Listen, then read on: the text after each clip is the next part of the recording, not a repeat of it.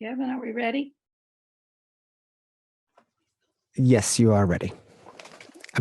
Go ahead. Good afternoon, everyone. We're using a little bit of a different format for this forum, and we've used webinars in the past, and today we're doing just a meeting. So things are a little more informal than they have been in the past. So to assure that all can hear now and later in both English and in Spanish, we want you to know that the forum is being recorded and currently is also being live streamed on Facebook. And you can turn on or off the live captioning by clicking on the closed captioning CC button at the bottom of your screen. You can also save the transcript to your computer if you choose. So since we're not using the webinar forum format this year, all questions and comments should be typed into the chat box. Please keep those comments as short as possible. And continuing the theme of this forum, consider starting comments with the word yes to indicate what you would like to see. For questions, it will help us to keep track of them if you start typing with a Q, a capital Q, or the word question. That'll just help us keep track of things in the chat box. Some questions will be answered by our speakers in the chat box. And we will answer a few questions after each part of the forum and have a full panel Q&A in the last half hour. This forum has simultaneous interpretation in Spanish, provided by Sylvia Uribe of Transel Pro. So here are the instructions in Spanish for you to access that channel. So good afternoon and welcome to the League of Women Voters of Santa Barbara's March Community Forum, South Coast Housing 2030, saying yes today. I'm Pam Flint Tambo, Vice President of Programming and Chair of the Social Policy Committee for the Santa Barbara League. And before we start, I'd like to acknowledge that today we stand on others' lands, which our predecessors took or stole or otherwise obtained. The Chumash people had cared for this land for many years, and we are now becoming more aware of how to care for this land. We realize that we can learn from the Chumash people for our mutual future. And so we thank them for continuing to work with us in our shared community.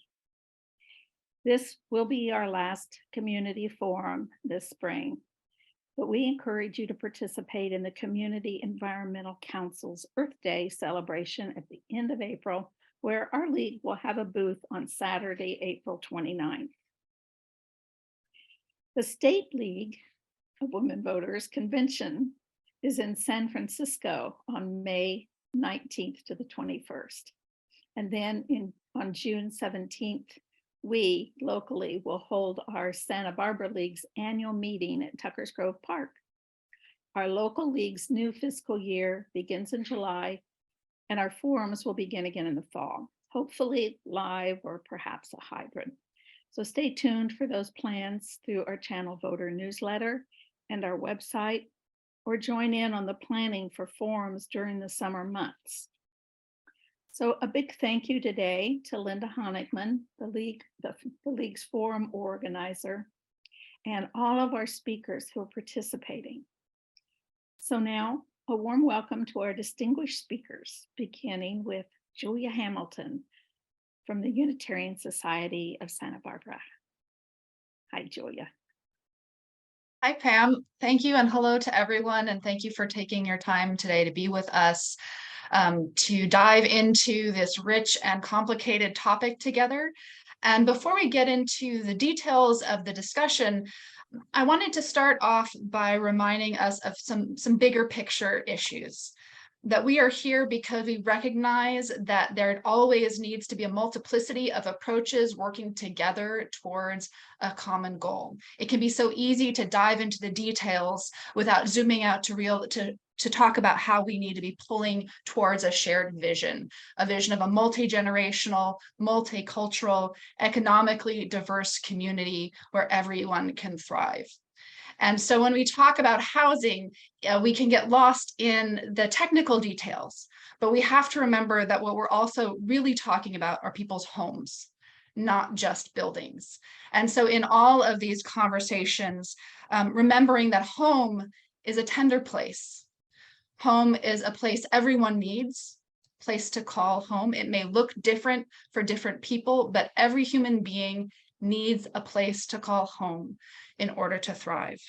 It can be a place of a lot of reactivity and fear, that when we engage in these conversations, sometimes fear can arise, and that is natural when we talk about a place as vulnerable as our homes.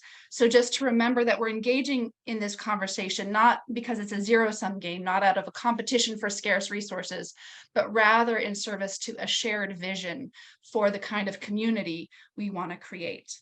We're here to learn to see each other as neighbors, not problems. That's another direction sometimes these conversations can take. We get so into problem solving because the problems are real and they are urgent and they need our best and most creative and most collaborative thinking. But at the heart of it, what we're talking about is our neighbors, our relationships among each other in this shared community. We're not talking about density in an abstract term. We're talking about the places where people live and work and raise their family. So if we can hold those things in mind, the home-centered, heart-centered place, seeing one another as neighbors in a community, involving people, the real people who are impacted by these problems, the relationships that we're building here, then I think we will be able to work creatively and collaboratively together to say that, yes, that we want to encourage the wider community to partner with us on, right? So that how can we share this outside of this space in a way that invites people to say yes, rather than going immediately to all of the reasons why it won't work, right? We're here to build an expansive vision, not to narrow the scope. But we do this by diving into the particulars of all the different ways in which we do this work together. So with that in mind, let's get started. And thank you to the League of Women Voters and everyone who has helped organize and put this together and bring together this truly stellar group of folks today. Thank you, Julia. I think we're ready for the part one slide. Okay, let's welcome Maria Navarro and Wendy Santamaria. Unfortunately, Frank Rodriguez was planning to come, but he has a family matter. And I believe that Stanley Tzankov is going to join us later. So let's highlight Maria as well. There she is. Great. Welcome. So go ahead with what you can tell us about thank you the so renter much. perspective. For sure. Thank you so much for introducing us. And again, thank you all for having me here. I'm Maria Navarro. I know I haven't met a lot of you. I usually work in Ventura County, so I'm excited to be here to, share my part as well with my coworkers, Wendy and Stanley. I think and I love that grounding that Julia made earlier today. I think when we talk about housing, usually we think about it a lot in terms of an investment or a thing that gains value over time. And I think we lose the perspective of it being a human right, something that people need and people require shelter just to survive in this, in our city. And so in Santa Barbara, in all of the coastal cities, but specifically in Santa Barbara, we've seen this incremental, just astoundingly high prices that have impacted members of our community, especially the working class, especially people of color in Santa Barbara. renters are most concerned right now about high rents, evictions. They're worried about making it basically month to month, day to day. People don't have, more than maybe $500, $600 saved up. So in rainy days like these, where a lot of people, go out to construction work or do different tasks that require for it not to rain, these are days that are actually very impactful for people who are day-to-day laborers. And so we are, I get constant calls every single day about renters who are priced out. And maybe Wendy, you could talk a little bit more about, like what exactly the community leaders here at CAUSE are feeling as well. Thank you, Maria. Thank you to the League of Women Voters and everyone for having us. My name is Wendy Santamaria. I am the community organizer with CAUSE here in Santa Barbara. I've been in this role for close to 3 years now throughout the COVID pandemic. In particular, the housing crisis got significantly worse, and unfortunately it got significantly worse for our Spanish-speaking community, for our immigrant community. Whereas, those language barriers, the barriers of not having, US citizenship, these were always barriers. It just made things even worse during this pandemic. And so I currently work with a committee of about 15 to 30 community leaders, primarily Spanish-speaking adults. I also work with young adults who are more between the ages of 18 to 30 and who speak English. So we've been doing our best to get the perspectives from, a diverse group, but more importantly, the people who have been here from childhood, who are local, who have been here for decades, and unfortunately are the ones who are getting pushed out first and the quickest. So one of the things that we're seeing is, along with high rents, we are seeing longtime renters, often people in my work, I've seen, entire buildings of Spanish-speaking tenants who have been there for decades, and they are going through a mass eviction for one reason or another. It can be because they illegally raised the rent past the 10% state cap. A lot of landlords have successfully been able to ignore that state law and just raise the rents to however much they want to make, and it's a matter of, if you do the math, there's no job here that is raising their raises that much. There's just no way to make that meet. And we're talking hundreds of dollars. It's not just, $30, $40 no, we're talking hundreds, if not thousands. I have seen it in the thousands raised from one month to the next. And so, unfortunately, the reason I mention, Spanish-speaking community in particular is because oftentimes we see Spanish-speaking families or families who don't speak English in general not receiving, leases, rental leases, not receiving any information whatsoever in their own language. And so now we're seeing, most renters, both English and Spanish-speaking and other language-speaking, are all, facing a very, very tight market where people are trying to make more and more passive income out of this basic necessity for people. And in turn, we're seeing people with stagnant wages, unable to make ends meet, getting pushed out because, they want to raise the rents. And raising rents is not the only way we're seeing folks getting displaced. The Santa Barbara Tenants Union and CAUSE has been actively working especially in the past few weeks and months, on a rent eviction campaign, which essentially talks about the phenomenon we call rent evictions. And after I finish this, I'd love to hand it off to Stanley to pick up on this point because he has some wonderful insight on this. But essentially, rent evictions talk about, mass evictions that happened in a building with the excuse of being like the building's going to get renovated, right? And oftentimes, these are bogus claims. They're not even going to renovate. They don't even pull permits. Sometimes the renovation they're going to do is simply slap a coat of paint and say, okay. And the reason why they do this is because the only way to get around legally, to get around the state's 10% rent cap is to place in a new tenant. Legally, a landlord can only raise the rent 10% every year. or every time the lease renews. But for somebody who has been there since the 70s, that's a very low rent. That's a $1,200, $1,500 apartment, which is unheard of nowadays. But what do what we're seeing is landlords want to raise that to $3,000, $5,000 a month apartments. We're already seeing it, and we continue to see it. And as a result, we're seeing a lot of families, and speaking in all languages, suffering from this, suffering displacement, and unfortunately getting to the point where they suffer homelessness or even sleeping in their cars.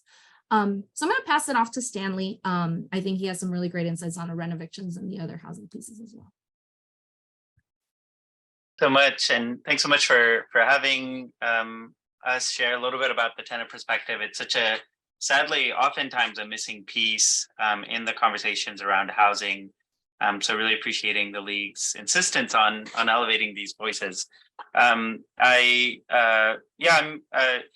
sharing today a little bit of the insight that I've witnessed firsthand as a renter, a working class person who cares deeply about our community, but also as co-founder of the Santa Barbara Tenants Union. And we're an all volunteer run organization who, over the past 3 years, we talk to tenants who are facing evictions, who are putting up with, horrendous habitability.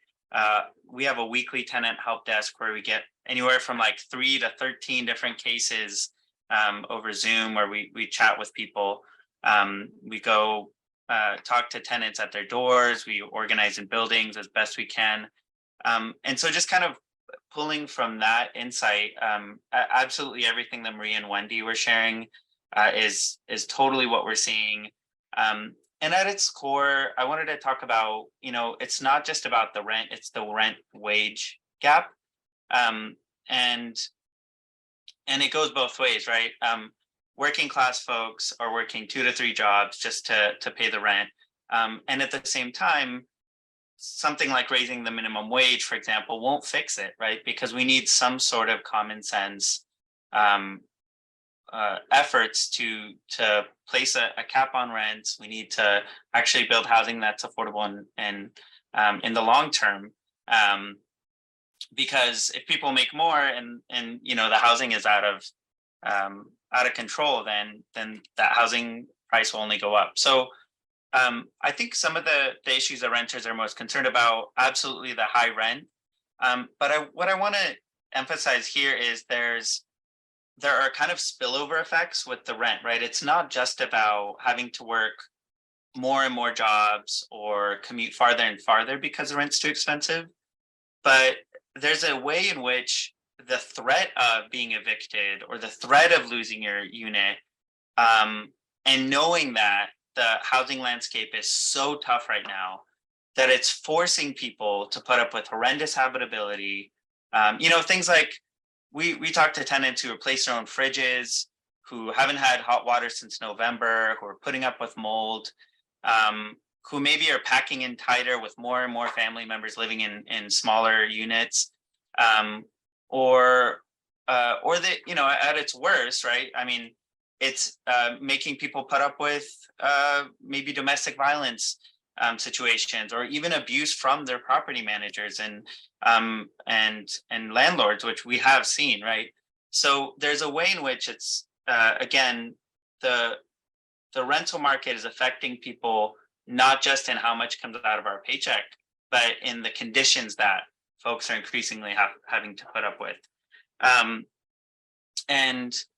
then the second bit of it that I wanted to mention is there's an incredible pressure to flip buildings from this growing industry of what's essentially like unfettered greed, right? Which is taking place under these rent evictions. So, and this isn't something that's unique to Santa Barbara, but it is exacerbated in our housing market. The Santa Barbara Library had a really good book to action set of events, which included the documentary Push, which is wonderful if you haven't seen it. But it talks about this kind of global trend, right, of housing stock being bought up by fractional ownership financial institutions increasingly, right? And this is targeting the apartment buildings of longtime tenants, oftentimes folks of color, And they've got dollar signs above their heads, and the only non-tenant fault way to evict somebody is to claim that you're going to make these renovations, or to even threaten that you're going to make renovations and have to evict people. So therefore, why are you maybe speaking up about your hot water not working for so long? So again, it's the high rent and the spillover effects, but also this growing pressure that's experienced at home for people to because there's such a huge profit motive that the city can and should put some limits on. And then the biggest thing that we can do today to support renters in the rent eviction situations, I would say is twofold, right? I think wherever you are in the community, in the housing market, whether you're a homeowner, whether you're a fellow renter, maybe you're on the school board, or maybe you work at a company, we need your voices to speak up and urge council to put an end to voluntary, non-habitability related evictions for renovations. We need your voice in supporting a common sense rent cap and a rental registry, which cause has been at the forefront of for years now. And we do need a varied mix of voices, right? We need business owners. I was talking to a restaurant owner of a restaurant that has been around for 50 years, and they're seeing it from the vantage point of their employees living in their cars. And that's an important voice, right? It's not just CODS, it's not just the tenants union, it's everybody is hurting. I would say also, it's quite literally my job. I would say also, like, donate to our work, right? And that's valuable for us in terms of actually being able to push these issues forward, but also because it builds a community of supporters as well. And I think that also pushes the agenda forward. And I would say also keep asking these questions, because I think, sadly, the situation is worsening so quickly, where even super well-intentioned folks, everybody in this room, if you haven't been in the rental market for 3-4 years, you're probably not as in touch with how bad it is. But let alone if you haven't been in the rental market for like 20, 30, maybe 40 years. And really just being in tune with that a little bit better in the public consciousness, and I think would really help us as a community to address this. And there's two fights in this, right? And the last thing I want to say, I know I've been talking for quite a bit, but this is a two-pronged solution, and CAUSE has been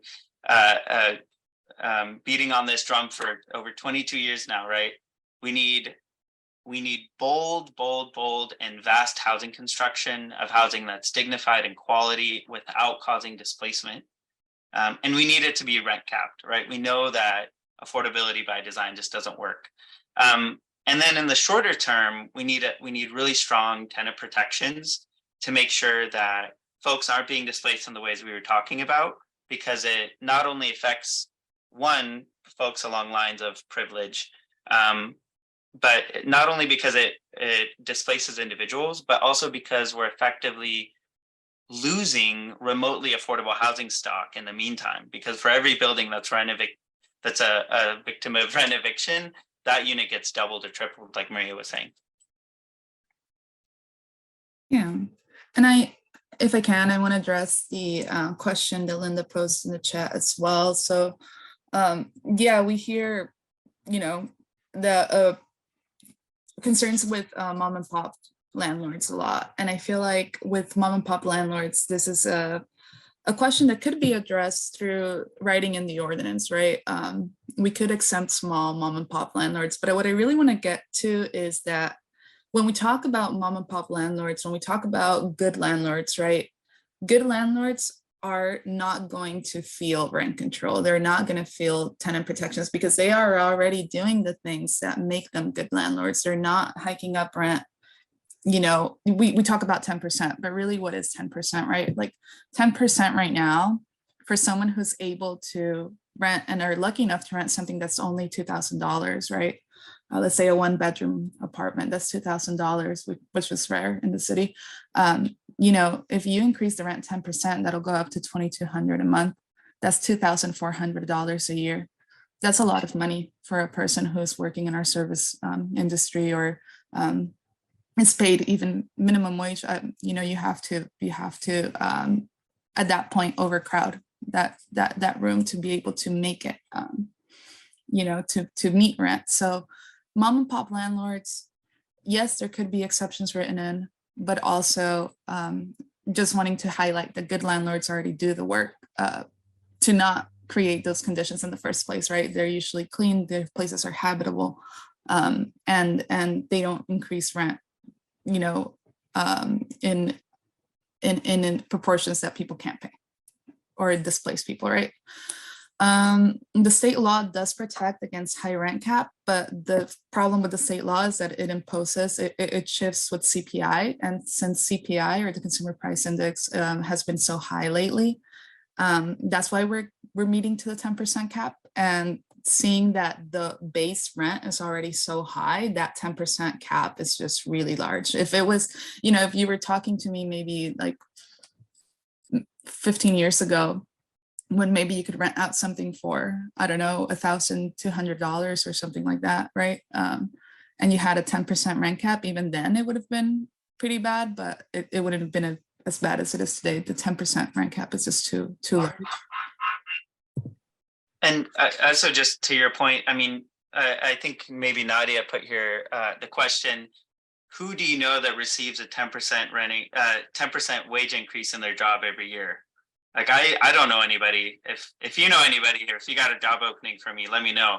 But and then second, this is drawing back to my to math class, but like that 10% increase is exponential, right? The graph of a 10% increase over 2, 5, 10 years is not a linear one, right? 10% of $100 then becomes 10% of $110. So what we're talking about for years now with the rent cap being something closer to 2%, that has time and time again shown that you can make a rate of return that's fair, that will cover, maybe if these are investment properties, that cover your retirement, that it absolutely covers the cost of doing business, 2%.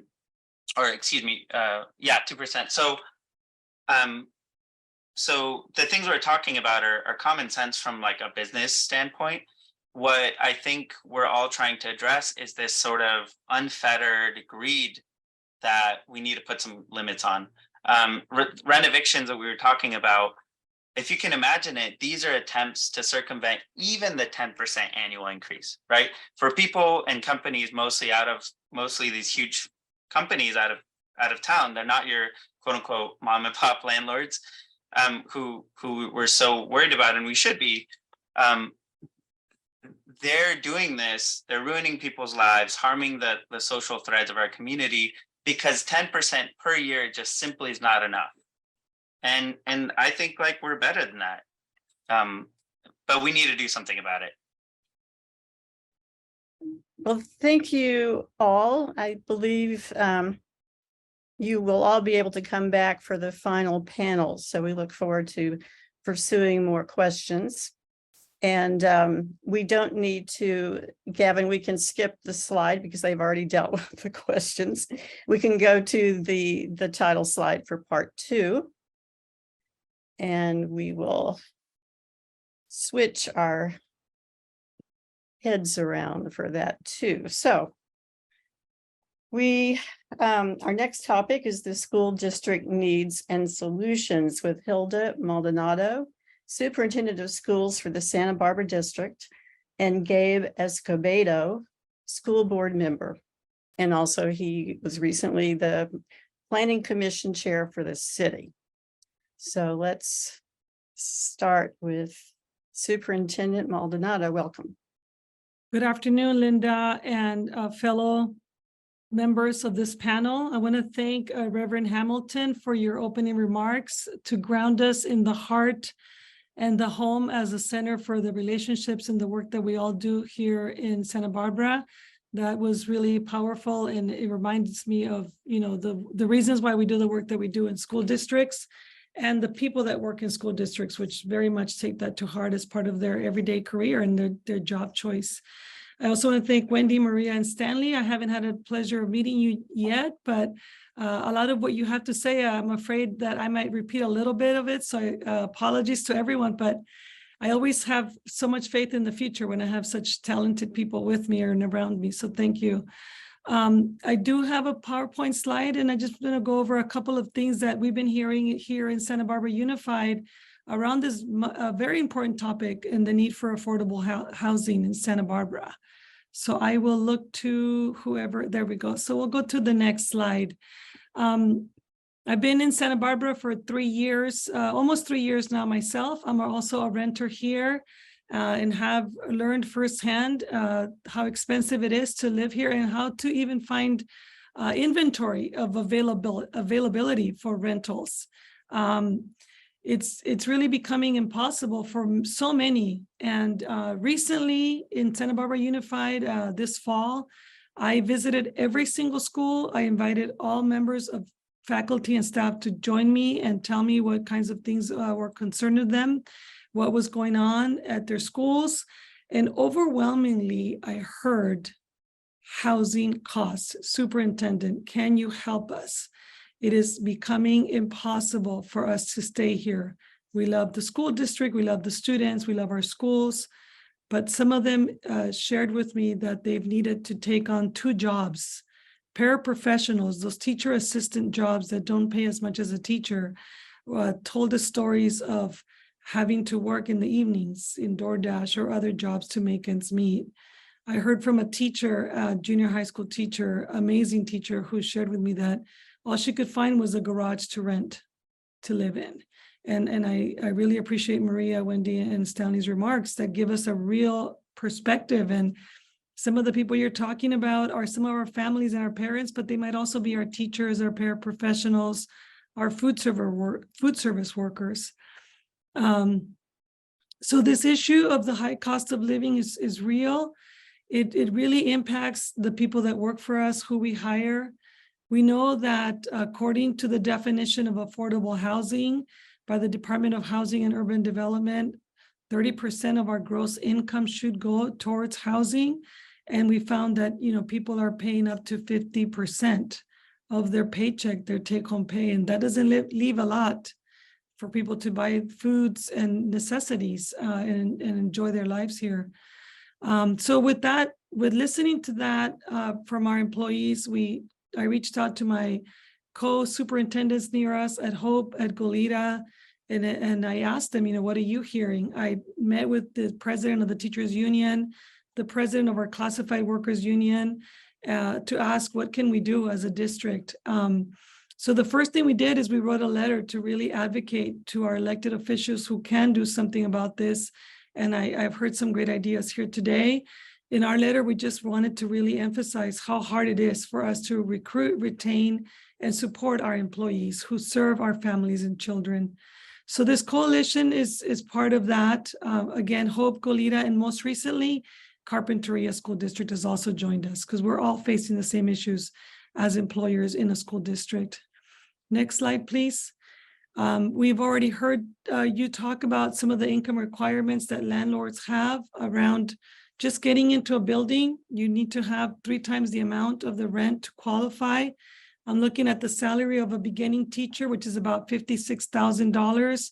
If they graduate from the university, they might have loans that they need to pay off. But to get into an apartment, a single 1-bedroom apartment at $2,900 a month, they would need to have saved, close to 3 times that amount, $9,000. What student coming out of college has that kind of savings? And we know that our salary starts somewhere around $56,000 a year for a brand new teacher. That would mean that 50% or more of their salary would go to rent. So this is part of the challenge. It's above the pay.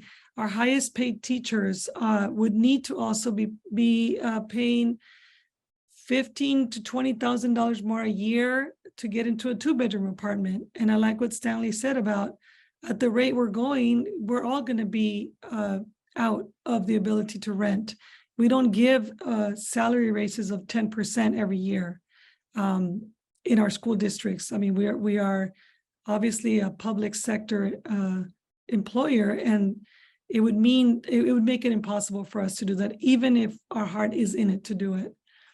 So next slide, I won't say more about the pay, but I know that it's been highlighted here and I wanted to share that. Some of the commutes that we see for many of our employees are that way outside of our Santa Barbara city. We have employees that are coming to work as far as north as Arroyo Grande just to make it to work, and as far south as Camarillo. We know also, we looked at the retirements that are coming up for the teachers in our school districts as a point of reference. We know that many of our highest paid teachers, our most senior teachers, will be retiring in the coming years. And as we think about a school district, the hiring of new teachers, again, in my previous example, will make it very hard for us to recruit and retain those new teachers, and to try to keep some of our more seasoned teachers so that they can help train and mentor those newer teachers. And next slide. So as you can see, our biggest concern is teachers leaving because of housing costs, having to have professionals, you know, in living situations with others where it makes life just a little bit harder for them, and losing these teachers to other districts that are located closer to where they live is really going to get much harder as time goes on if we don't really make some significant changes. And our last slide, some of the things that we are doing in Santa Barbara Unified, that I'm doing in collaboration with my labor partners, with my board and others, is again advocating and urging those who can make changes to laws to do so. But we're also going to be looking at our own land in Santa Barbara Unified, because the school district does own land. Last year, about a year and a half ago, we sold land near San Marcos High School called the Tatum Project. The Tatum Project will be 344 units.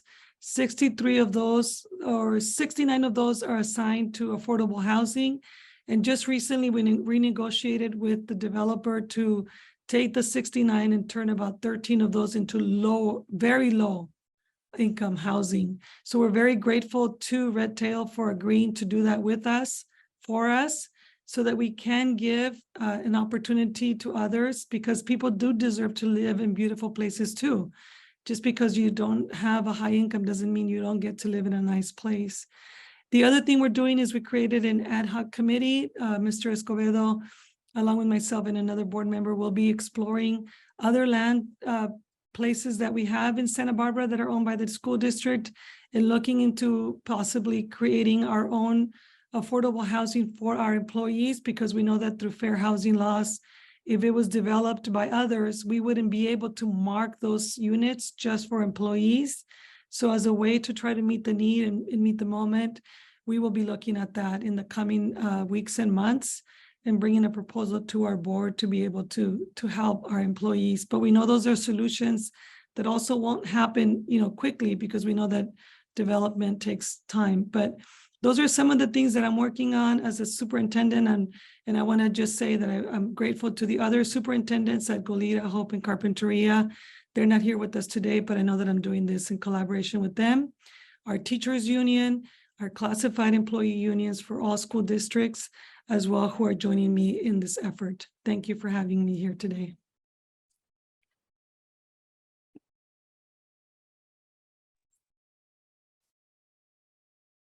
Sorry, Linda, I just want to say one more thing as you try to mute. I just want to say two things. Our teachers and staff take care of our students. And I think it's important for us as a community to take care of them. I know this community has also taken on very big challenges in the past. It's what drew me to come to Santa Barbara. We have taken on big challenges like oil spills and other environmental issues. And I think it's time for us to do the same and show the same courage and determination here today. Thank you. Okay, and Gabe Escobedo has joined us. And we're going to thank Superintendent Maldonado. She has to rush off out of town, another situation. So we were very grateful that she could come and share with us, and Gabe will take it from here for the school district housing questions or statements. Yeah, any questions? And I just wanted to thank and highlight, she's a humble leader, but Dr. Maldonado really took it on herself to form that coalition of folks to sign that letter. And I think it's really important that we encourage our elected bodies, our different jurisdictions to work together on this particular topic. It is a meaty one and a really tough problem, but there are solutions. And I'm proud to say that I'm a part of Santa Barbara Unified and that we are looking at our own land. And I'll talk a little bit about that later on in a different part of the programming. But if there are any questions, I don't see any in the chat. Well, I can't imagine we can't come up with a few. But actually, we could certainly go on. I think we were going to be leaving about now anyway to go to the county Perfect. information. So thank you so much for joining us. And you're going to come back, I think, in a few minutes to talk about something else. Correct. All right, so let's go to the next slide for our South County Planning and Housing Update. And we are very pleased to have our new Supervisor Laura Capps, who has now replaced Greg Hart in the 2nd District. And then she will be followed by Lisa Plowman, our Director of Planning and Development in the county. So welcome, Laura. Thank you. And it's good to see everybody. And for me, just wonderful to follow on from Santa Barbara Unified. It's the path that I've taken, and my schools are always in my heart, and the frame by which I do my work. And our team here in District 2, our top priority is poverty. And when I say poverty, that's a big tent, because a lot of working people who might not think of themselves as in poverty, it's a huge universe. And so the thing I want to say yes to be clear, is yes to government programs help. We know that programs that exist, like the Earned Income Tax Credit, like the Child Tax Credit that unfortunately just went away at the end of December, like the Young Tax Credit here in California, they've been working since President Johnson in 1970. They've cut poverty in half in certain times. Just in this last year and a half with the federal Child Tax Credit, we did see a reduction of poverty by 30%. Had it been extended permanently, it would have reached 50%. And we know that's about 10,000 kids approximately here in this county. So I just want to talk about poverty.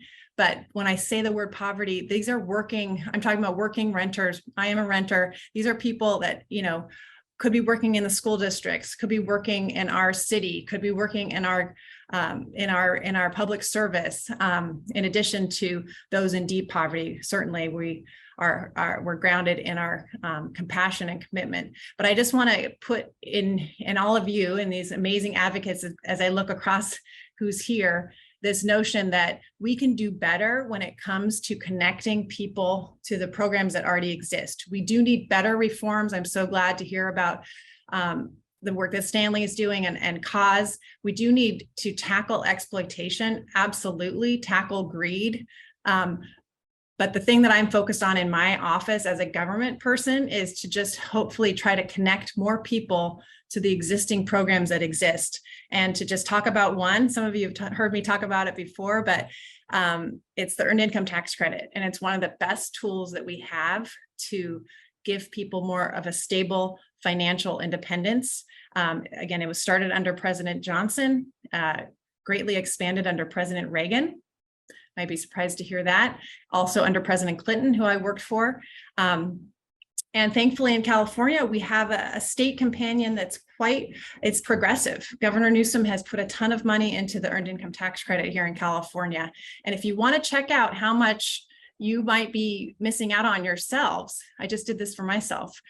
You go to caleitcforme.org, and there's a calculator that Intuit runs, and you just put in your salary, how many hours a week you work, and it actually will tell you if you qualify for any of these programs that I just mentioned. So the numbers that I just want to talk to you quickly about are the fact that last year alone, $12 million went to our low income workers or moderate to low income workers in the form of the child tax credit and the California earned income tax credit. And the earned income tax credit is a program that's cash back. And that means when you file your taxes, if you qualify, you're working, you get money back from the government. But if you don't know about it and you don't have to file taxes because you don't make enough to have to file taxes, then you miss out on it. And so we know that we're reaching, and thanks, Jordan just put in a link. We know that we're reaching about 75% of people in Santa Barbara County with the earned income tax credit. That's good, but that means 25% aren't getting maybe $2,400 a year. Think about that, what that could do to keep somebody from couch surfing, keep somebody from that eviction that's unfair, keep somebody from the chaos that I know as a former school board member that affects their children. So our goal, working with Communify, working with the United Way, is to get from 75% to 80% this year. That's 2,000 more people. So let me give you other numbers. 38,000 families, households in Santa Barbara County qualify. I'm sorry, 52,000 qualify, but we're reaching only 38. So we have a ways to go. But if you think about it, like we can reach that, that's an attainable number. We can reach those folks. And it's not an easy reach. This is filing your taxes.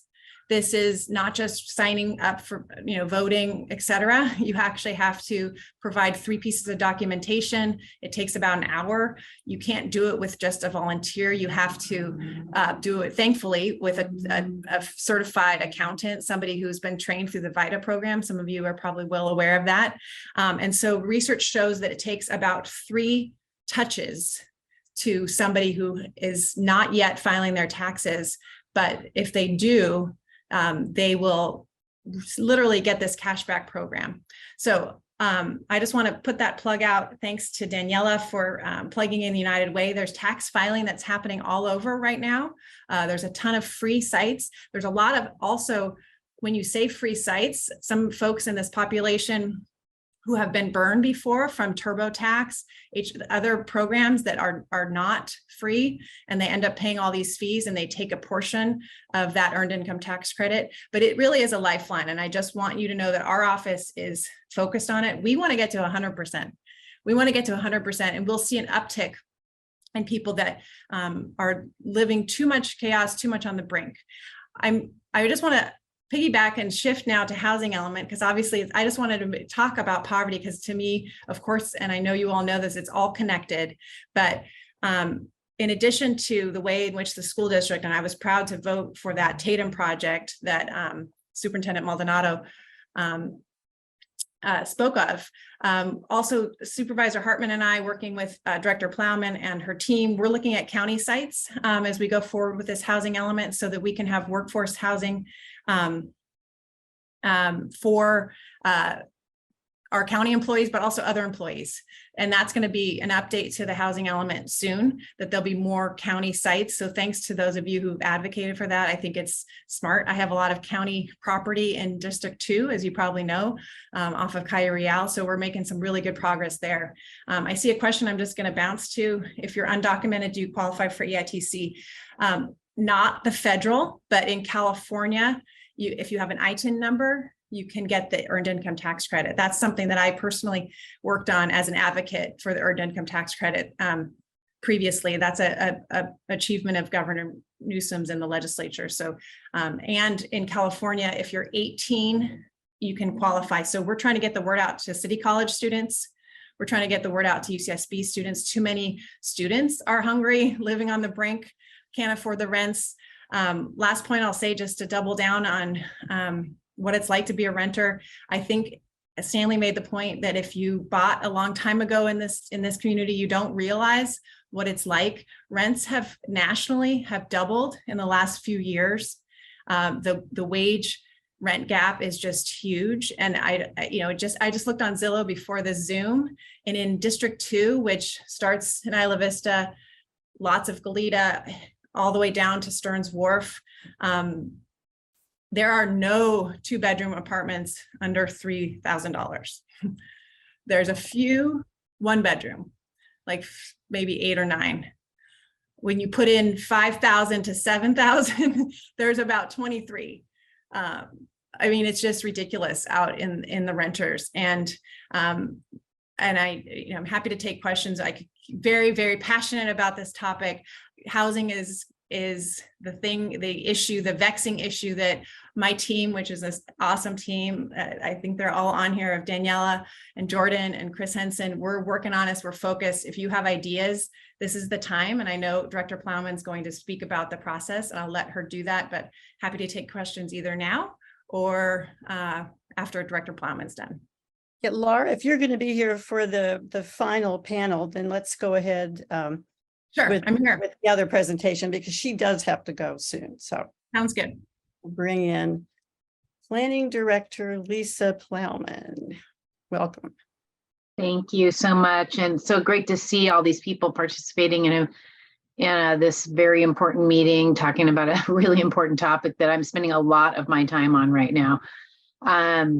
So I have a PowerPoint and I'm going to share it. And let me see. I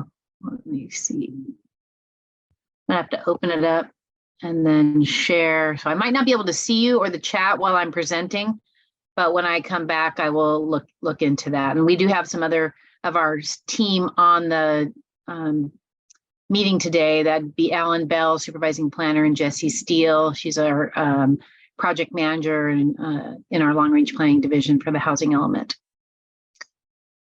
Okay, let me see.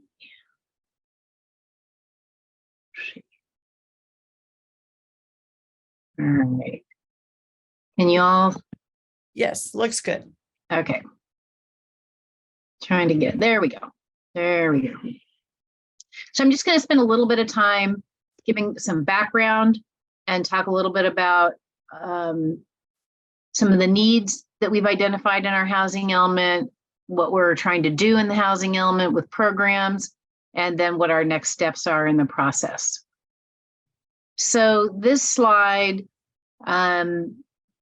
if people don't know or haven't been following, is how we get our allocation of numbers. This is the regional housing needs allocation process that's carried out by SBCAG. And this year, the county received 5,664 units that we need to have enough zoning to accommodate. And then they break it down by income category. So we have to find units for 1,373 very low, or I'm sorry, land for 1,373 very low units, 1,200 low, almost 1,300 moderate, and then the above moderate are market rate units. And this is the first year, first cycle, and it's an 8-year cycle that SBCAG and the state essentially directed us to separate those numbers into North County and South County. So South Coast has 4,142 units that we need to be planning for, which is, substantially larger than the numbers we've received in previous cycles. So you can see how this breaks out for the South Coast, and we can focus on that. But where we have our shortfall is what you see in red here. And we have a shortfall in every income category on the South Coast. So we are looking for land to accommodate 1,780 very low and low income units. We have a current capacity of 250 units. And so this is all this information about what we are, where our shortfall is, or if we have a surplus, as we do in North County and some income categories, comes out of a land inventory process that we go through at the very beginning of our housing element work. And it identifies land that's currently available at the right densities for these housing types. So you can see we have a pretty steep hill to climb when it comes to very low and low and moderate income housing.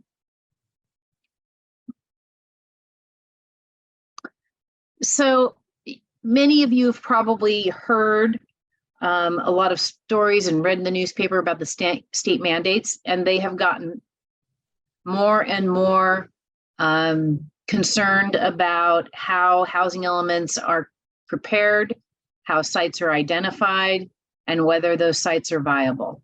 So they are really putting all the jurisdictions through a serious test to figure out if sites are viable and that your housing element is actually going to achieve something in the next 8-year cycle. You may have been following, but the state legislature has been very, very active in the last few years on housing laws, trying to make it easier for people to develop housing. And just last year, I think we had 34 housing bills that went through the legislature. So we are, always in the process of trying to keep up on what's happening at the state, but the state has really lost patience, I'd say, with most jurisdictions across California that haven't produced sufficient housing over the last few cycles. So as I indicated, once we did our land inventory, we realized we have to identify sufficient land to accommodate the where we have the shortfall. We have been doing that. We've been in the process of that, and our interactive map that's on our website, I'm sure most of you have seen it, identifies sites that we have preliminarily identified for future rezones that could accommodate these units that we're looking for. In order to meet the very low and low by the state standards, we have to have a minimum zoning of 20 units per acre. And those sites, according to the state's guidelines, have to at least be a half acre and it be able to accommodate a minimum of 16 units. So we are doing the best job we can in terms of identifying sites that we believe that the state will accept so that we can come into compliance. If you're proposing developed sites, existing developed sites, like you might see City of Santa Barbara has La Cumbre Plaza as one of their sites. And they actually have a developer that's working with them and they have a project that's in play. So that's the kind of information you need to be able to provide to the state when you have existing developed sites, that you actually have an interested landowner and that there's evidence that the housing would be built in that next 8-year cycle. And that's a new standard that the state is applying to jurisdictions in their housing elements, that there's enough evidence that it can be developed in this next 8-year cycle. In addition to just the RHNA allocation that we receive, the state recommends that we provide a buffer, and we're going to provide a 15% buffer. That means we're going to have land that meets our allocation at the right densities plus 15%. And the reason for this is that there's a new state law about what they call no net loss. And what that means is if a site that you've identified for a particular income category develops at a density that is less than what you expected in your housing element, and all of a sudden, based on the remaining vacant land, your county or city shows that they can no longer meet that RHNA allocation that you received, you have to do mid-cycle rezones so that you can guarantee that there's enough land zoned at the right densities to meet that allocation. So the way we have set up the system for the county is we have provided the 15% buffer plus additional sites. And the reason we've done this is because we want our Board of Supervisors to have flexibility, and our Planning Commission making recommendations to the board to pick the sites that they think are the most suitable based on the information and based on the environmental review that's going to be conducted. So not all sites on our map will need to be rezoned, but they will be the options that will be presented to the board. I want to talk a little bit about some of the statistics that we have identified in our housing element in the needs section of the document. So the anticipated median home price. So we've been talking a lot about the incredible rents that people are paying, which is they're astronomical and they're really forcing people to leave. But the anticipated median home price across the county, that includes North and South County, is nearly $1 million, $967,590. That is very, very high. That's the highest I've ever seen it. The average price on the South Coast is $2.5 million. So in order to purchase a home and avoid cost burden, paying more than 30% of your gross income, you have to earn $328,000 a year. There aren't very many people that earn that much, or even couples earn that much together. To rent a 3-bedroom home and avoid being cost burden, you have to earn $132,000, roughly almost $133,000 a year. So these are incredibly high numbers because we have a very low vacancy rate, which then drives up the pricing of the units. Just to give you some perspective, we've talked a little bit about wages across the county, but these are some examples of our average wages. So we know that farming, food service, hospitality, they tend to be pretty high in the job count within our county, but their wages are low. So for farming, it's an average of $33,000 a year. For food service and prep, it's $36,000 a year. For teachers, it's 70. Architects, engineers, 104. Health practitioners and technical personnel, 108. Legal is 120.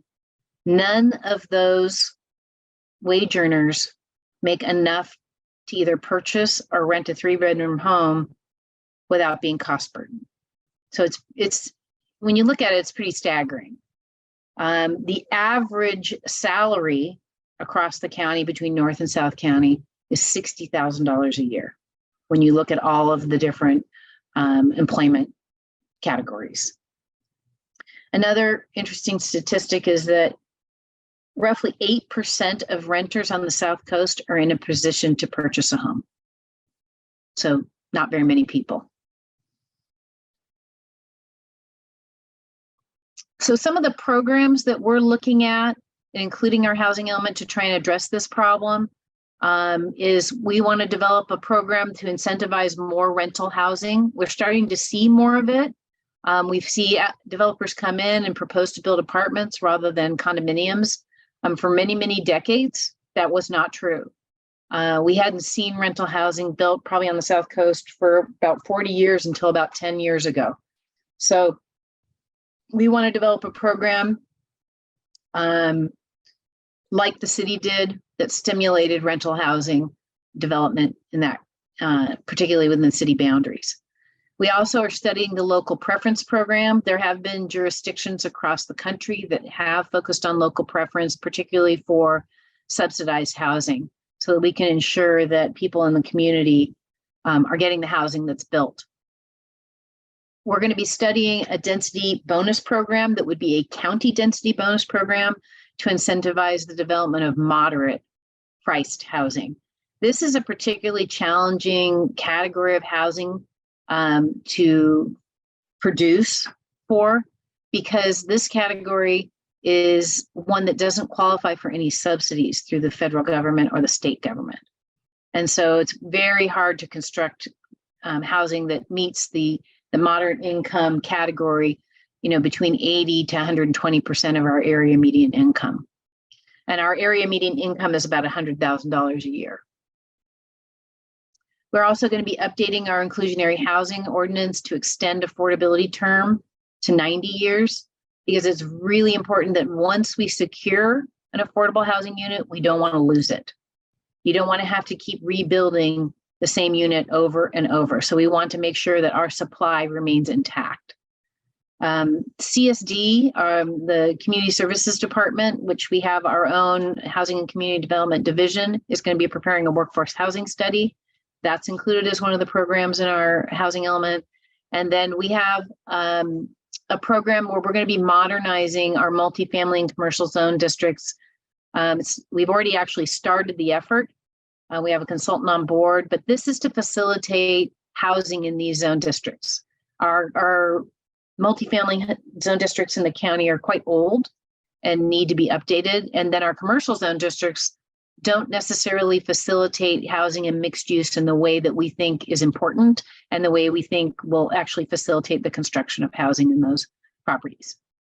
So those are just some of the programs that we're looking at. You can certainly look to Chapter 5 of the draft housing element and look at The other ones that connect a little bit more to what CAUSE is working on, which is tenant protections. So in terms of next steps, you probably are aware that we had public review, which is this is the first cycle that we've had this, and the state required this, and I think it was a really positive thing, where the draft housing element was released for a 30-day period for the public to review and comment on it. That ran from January 30th to March 1st. We received 450 comment letters. Through this process so far, we have identified approximately 15 new sites that are going to be added to our maps. And 7 of those new sites are county owned, where we have more control. The county has more control over the income levels that are developed on those properties. As soon as we finish responding, or we don't actually respond to every comment like you would in an environmental impact report process, but we are reviewing them. We will have a link where all the public comments can be accessed on our website. And then we plan to be submitting to the state at the end of March for their first 90-day review. Once the state reviews it, we will get a letter, and we'll be working to update it and respond to their comments. We hope to be at the board, well, the Planning Commission in summer, late summer, and the board in fall for an adoption of the housing element. And then the other thing I want to let people know is, I think that might be, give people an idea of where they can participate in the process. So we will be doing a programmatic EIR that will be released sometime in the summer. And there will be 2 opportunities for members of the public to participate in a meeting on that. We will have public comment hearings. We'll have one in the south and one in the north, and those will be noticed. And then we will have Planning Commission hearings and board hearings, both on the adoption of the housing element and then the rezones. And currently under our schedule, those 2 actions will be separate. The housing element adoption will occur first, and then the rezones will follow. And that is a process that's set up by the state. They give you an extra period of time after adoption of your document to rezone properties. And that concludes my presentation. I'm certainly happy to answer any questions. Thank you very much. I think we're pretty caught up. Everybody was just saying yes to various things. And if there are questions, then we can answer those. I know we have Jessi and Alan who will be staying for the final panel. So I know you have a conference to get to or something, so we can say goodbye, but thank you so much for coming. That was really helpful.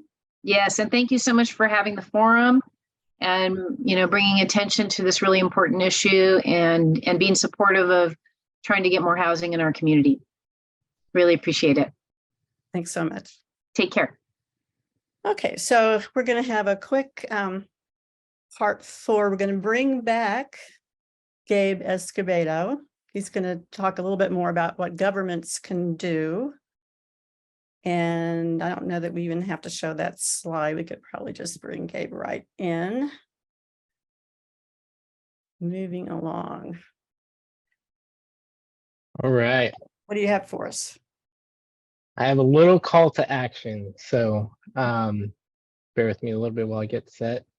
So I just want to thank everyone for being here today. Gabe Escobedo, I'm a current board member of Santa Barbara Unified. I was previously the chair of the Planning Commission, and I've worked quite a bit the last few years, I would say about 6 years now, on housing. And where I started on housing when I first got into the topic, it was supply and demand. And I think one of the biggest takeaways from today's forum is that housing is a more comprehensive topic than just supply and demand. We certainly need to build more housing, and a lot of it at a variety of income levels, but it's also what happens to that housing when it's here and for whom that housing serves. Are we going to continue to allow our units to become short-term vacation rentals? Are we going to allow our tenants in naturally affordable units to have their rents increase 10% year after year? Are we going to protect tenants from rent evictions? Are we leveraging every policy lever possible to level the playing field between profit and nonprofit developers? Should hedge funds and out-of-community investors be in our housing business in Santa Barbara? These are questions we need to ask ourselves when we're approaching this conversation. On Planning Commission, I heard a whole lot about the character of our neighborhoods, but always from the frame of what our buildings look like and not often enough about the people inside. And I think we heard a little bit about that today. For me, and I think many of us, the people make up a great deal of what makes Santa Barbara. And bit by bit, year after year, we're losing it. Every family that we have that's been here for generations that then has to move away because they can't afford the rents anymore, we're a worse community for it. When we have emergency response personnel or our nurses living in communities further and further away, and when we need them here at home and they can't get here, like we saw at the Montecito debris flows, our community is less safe for it. When we have teachers, and this is happening, leave our district because they just can't make it pencil, our children are worse off for it. And I just learned last night that 1,000 of our children in our district are homeless. And at the very same time, we have thousands of units, both at the county and then the city of Santa Barbara, that sit vacant. And if that doesn't make you upset and it doesn't inspire urgency on this issue, we have two very different definitions of what the character of our community is. For policymakers that say that we have to rely on a free market as though the quote unquote free market exists in the universe as a naturally occurring phenomenon, quite frankly, they're gaslighting us. And I want us to keep that in mind because we should not fall for it. They're the same folks who are okay with property tax stabilization with Prop 13. But for renters, when we talk about rent stabilization to try and keep our community here, they want to stay out of private. They want to stay out of private relationships. Public policy shapes the market and for whom the market benefits. So do not let policymakers, myself included, off the hook. And I also have a call to action for our community, and I have to say this, and it may not be popular, but we as community members need to shift from a yes, but approach when we have projects coming through, and I say, yes, but this issue, this issue, this issue, we have to shift to a yes and mentality. Yes, and have you considered traffic circulation? Have you considered height implications? Have you considered these things in a perspective that there are solutions for these things that we can plan for, that it's not always just about existing conditions, that we can incorporate solutions into many of these projects. And I know it sounds like I'm talking about a lot about the issues and what are the solutions, and you're probably thinking that, and I'm glad that you asked. Listen, we need housing, and we need them at all housing or income levels. The problem now is the only housing that's being developed is for the 1% of folks that no matter what the housing costs, they can afford it. This doesn't work to solve our housing problems. We need local preference programs like the county is exploring. We need zoning that incentivizes more deed-restricted affordable units. We need inclusion above inclusionary policies that currently exist. We need to keep people in their homes. We need to keep hedge fund investors out of our housing stock.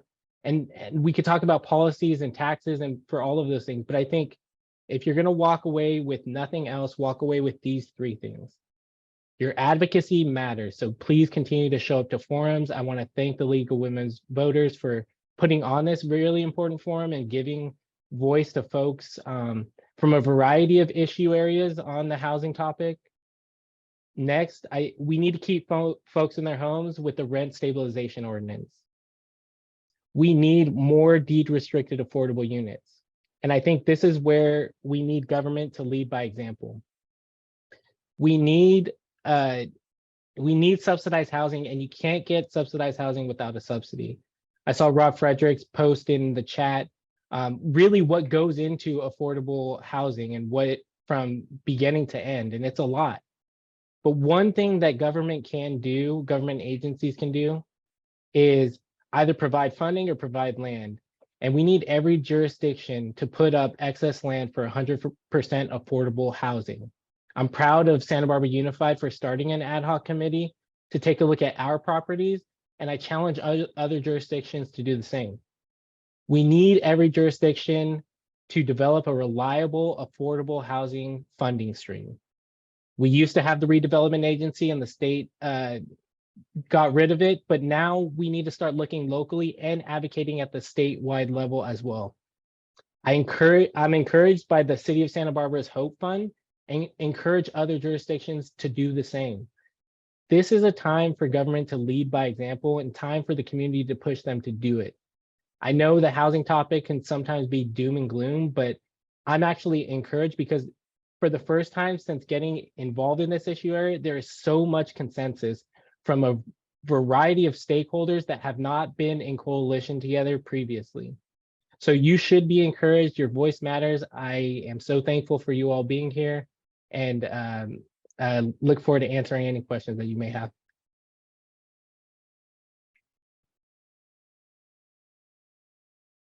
That's great, Gabe. I think we're just going to bounce right into our final panel and we can kind of follow up on all of that. Let's find Jordan Killebrew first because he's going to be our moderator, and then we will highlight all of the speakers that are still here. All right. Hi, everyone. Jordan, welcome. You want to Thank you. introduce yourself? Sure. I'm Jordan Killebrew. I'm Supervisor Capps, District Field Representative and Comms Director, and so grateful to all the speakers and all the invested folks here, and of course the League of Women Voters for having me to moderate and learn and enrich ourselves and see how we can make our communities better. So thank you for the opportunity. And I'm going to start off as our panel gets added to the queue, asking them a question. In 1 minute or less, please describe what you hope to see by 2030 that will provide you and your friends or constituents enough housing security to stay and thrive in our area. There's a follow-up, 2 more questions. Is there anything not mentioned in the first hour that should be prioritized? And for those currently rent, is having a chance to purchase a home important? So I'm gonna go with my friend Stanley. I'm gonna pick on you, Stanley, as I've known him for over a decade now. What do you think?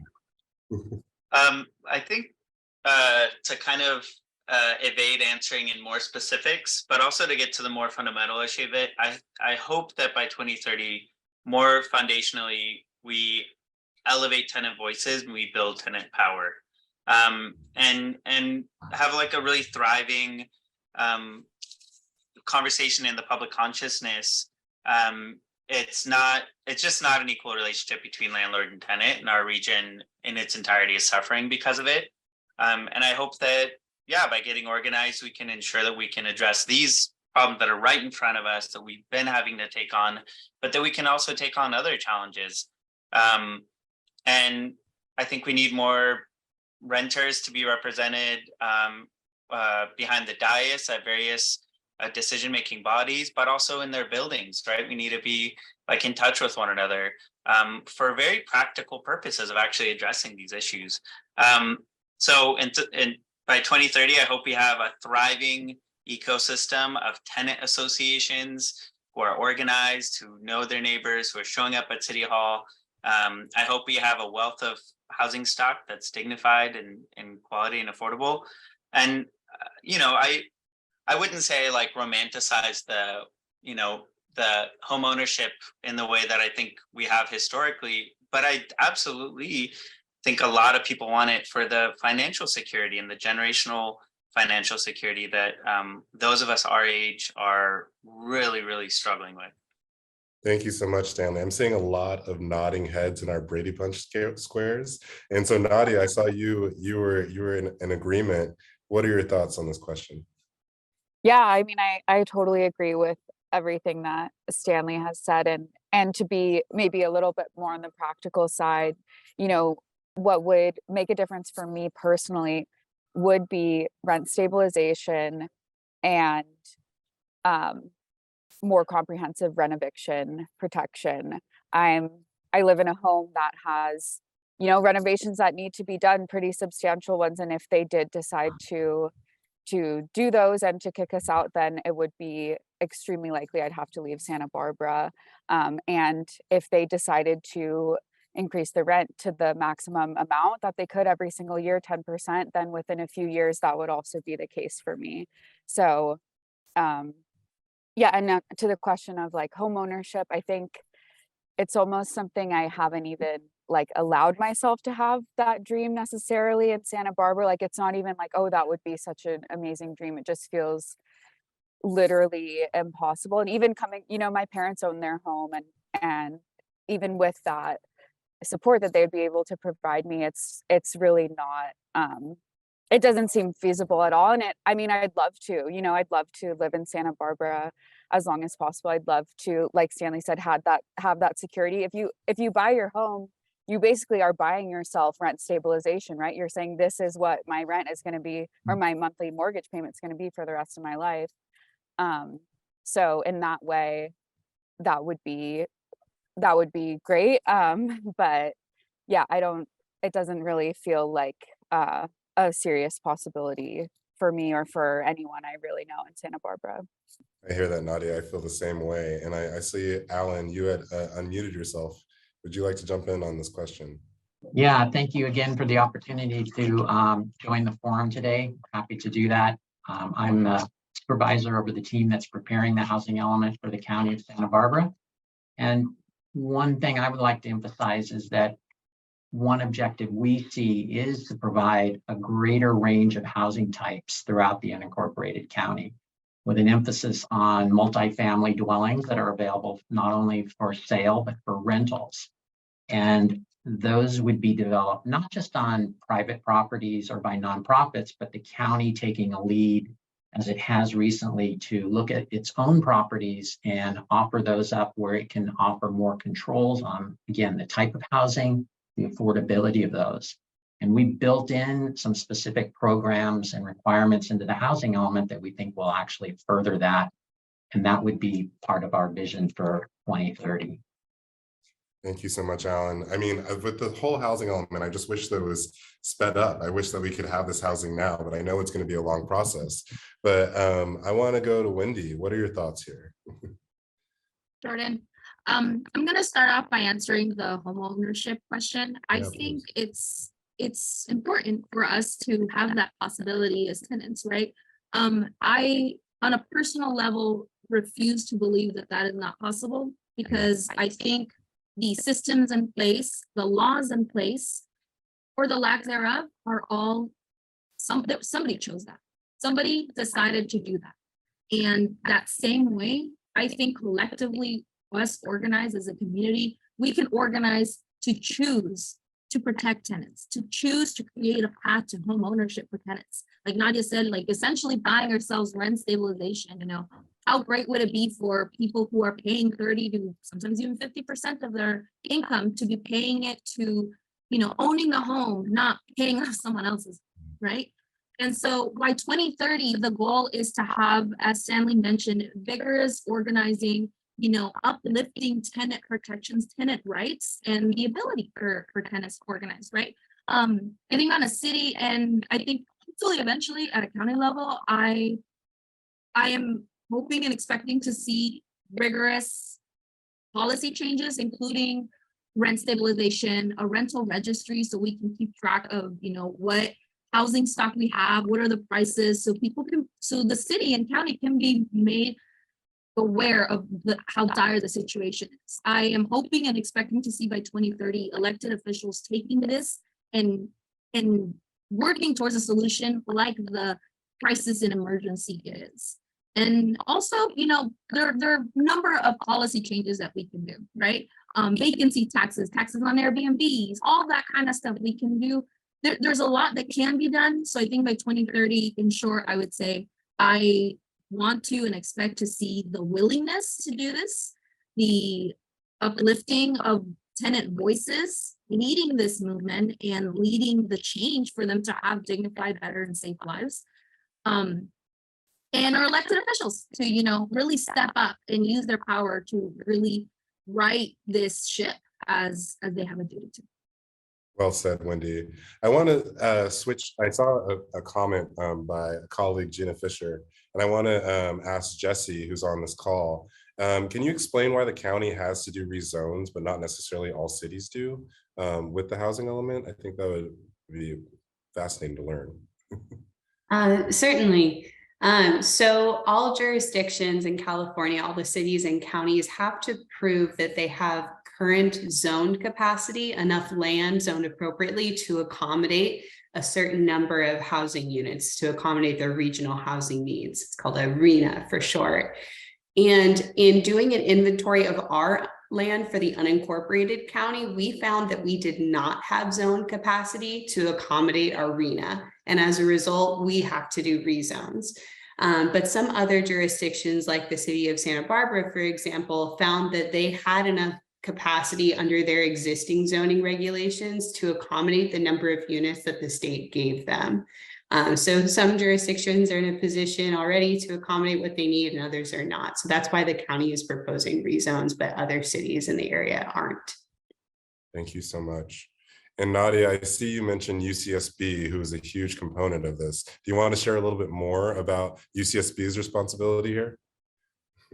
Yeah, I mean, I think there's a lot of people on this call who know maybe better than I do about this situation, but UCSB is, we can't talk about housing in Santa Barbara and on the South Coast without talking about UC Santa Barbara and their lack of accountability of the homes that they, or units that they've promised to build. And it's tough, you know, because on one hand, we're saying UCSB, you have to build more housing, but at the same time, we're saying the Munger Hall project is just not appropriate and it can't go forward in its current design. And I understand that those are can seem like two different things, but really the whole point goes back to what Julia was saying at the beginning of, this is about people's homes. This is about people's livelihoods. You know, it's not just like, how many people can we stack in this however many square feet.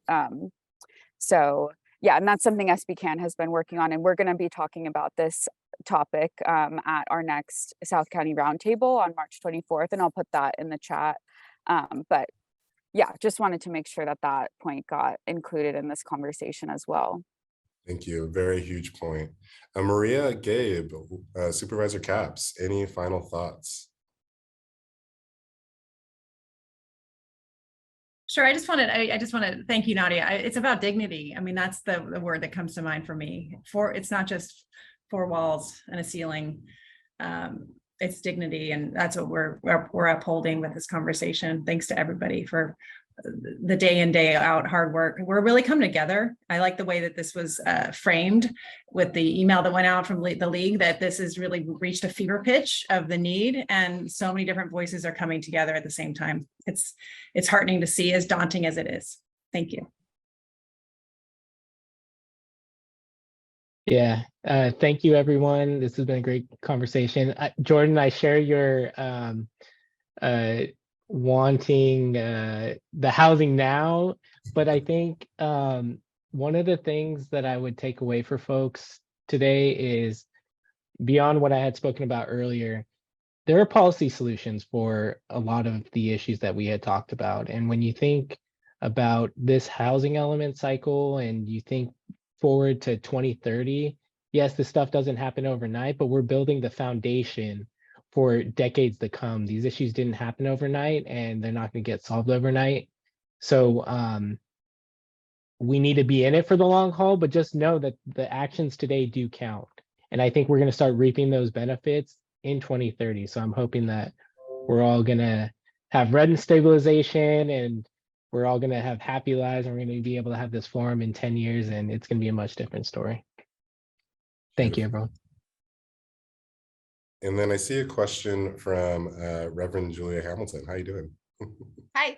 Well, I just wanted to add in my 2 cents about a 2030 vision, which is that in the faith community crisis response, the warming centers, showers of blessing, transitional housing like Dignity Moves, right? These are not long-term or crises, life-saving, short-term band-aids on this huge, complex problem. So by 2030, I would love to see the warming center program ended because we opened up and no one showed up because everyone had a dry, warm, safe place to sleep.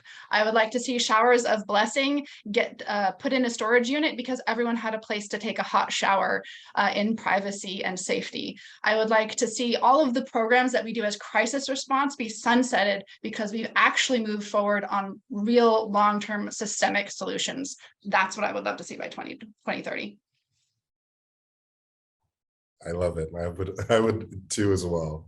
Thank you for that information. So we're coming, we are over time. And so I want to go ahead and hand it back over to the League of Women Voters. Again, thank you for having us all and for putting this together. As you can see, it takes us all to make these changes. And so let's continue. Yes, thank you, everyone. That was fantastic. And I'd like to thank all of you who were involved in putting on today's event, especially all of our speakers and our team that kept up with monitoring the questions. And we will, and also Sylvia Uribe from Transl Pro, our interpreter, and Gavin Roy production. And of course, Pam Flint Tambo, who worked on all parts of this. And why don't we hand it over to Pam for a final word? Get unmuted. I think I did. Okay. So this forum will be posted to YouTube because we'd like to hang on to these ideas and have a chance to look at them again. And it will be posted in both English and Spanish. If you've registered for the event, we will send you a link. Or you can look it up on YouTube and find it with the League of Women Voters of Santa Barbara on YouTube. So remember to save the chat if you want to have any of the comments and contact information for the speakers. And if you have any other questions, you can email us at housing@lwvsantabarbara.org. And finally, we'd like to invite attendees to become League members. And we'd love to have all of you check out our active committees that include social policy, criminal justice, sustainable communities, and housing.